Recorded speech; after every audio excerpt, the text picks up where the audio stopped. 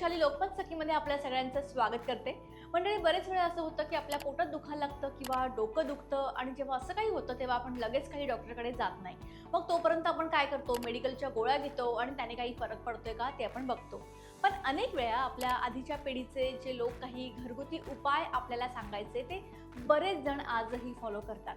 काही जणांना ती अंधश्रद्धा वाटते, पण फॅक्ट तर हे आहे की त्यामध्ये अनुभव आणि सायन्स दोन्ही इन्क्लूड असतात आणि हे सायंटिफिकली प्रूव्ह देखील आहे। तर आज आपण अशाच काही ठराविक त्रासांवर उपयोगी पडणारे घरगुती उपाय कोणते आहेत ते पाहणार आहोत। तर सगळ्यात आधी त्यामध्ये आहे सर्दी, खोकला, डोकेदुखी, पोटदुखी, गॅस, घसा दुखणं, झोप न येणं, स्ट्रेस। तर या सगळ्यांवर आपण काय घरगुती उपाय आहे ते बघणार आहोत। तर सर्दी आणि खोकला यापासून सुरुवात करूया। तर 1 मिनिटात होईल असा हा उपाय आहे आलं आणि मध। आल्यामध्ये जिंजरॉल नावाचं घटक असतं जे सूज कमी करतं। मधामध्ये अँटीबॅक्टेरियल गुणधर्म असतात, सो आलं घसा दुखणं कमी करतं आणि मध खोकला जो कंटिन्यू येत असतो तो कमी करायला हेल्प करतो। आता हे घ्यायचं कसं, तर आल्याचा रस आणि 1 चमचा मध दिवसातून 1 ते 2 वेळा तुम्हाला घ्यायचा आहे। तुम्हाला फरक नक्की जाणवेल। तर बरेच वेळा अचानकच आपलं डोकं दुखायला लागतं, सो अशा वेळी जर कोणता घरगुती उपाय असेल तर तो हा करायचा आहे। पुदिन्याचं तेल किंवा गरम पाण्याची वाफ।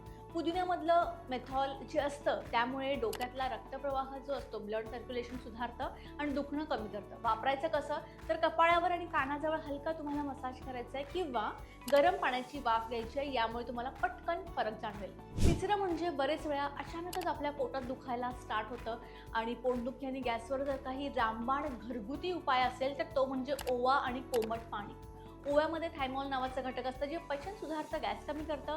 ओव्हरऑल डायजेशनसाठी हे उत्तम आहे। घ्यायचं कसं, तर अर्धा चमचा ओवा कोमट पाण्यासोबत घ्या। बेटर वे तुम्ही ओवा चावून खा आणि देन पाणी प्या। आता घसा दुखत असेल तर आपण काय करू शकतो घरगुती उपाय, मीठ घातलेलं कोमट पाणी। आता हे आपल्या सर्वांनाच माहिती असेल, मीठ जे आहे ते जंतू जे आहेत ते वाढू देत नाही आणि घशातली सूज कमी करतं। दिवसातून 1 ते 2 वेळा कोमट पाण्याने तुम्हाला गुळण्या करायच्या आहेत। गुळण्या कशा करायच्या हे सांगायची गरज नाहीये। नेक्स्ट, बरेच जणांचा प्रॉब्लेम असतो रात्री झोपच येत नाही किंवा सतत स्ट्रेस होत असतो, तर यासाठी काय करायचं आहे, हळद घातलेलं कोमट दूध तुम्हाला घ्यायचं आहे। याचा मी सेपरेट व्हिडिओ सुद्धा केलेला आहे, त्यामध्ये तुम्ही बघू शकता। हळदीमध्ये असे काही घटक असतात ज्यामुळे सूज आणि वेदना कमी होतात आणि दुधामध्ये ट्रिप्टोफॅन नावाचं एक घटक असतं ज्यामुळे झोप येण्यासाठी मदत होते।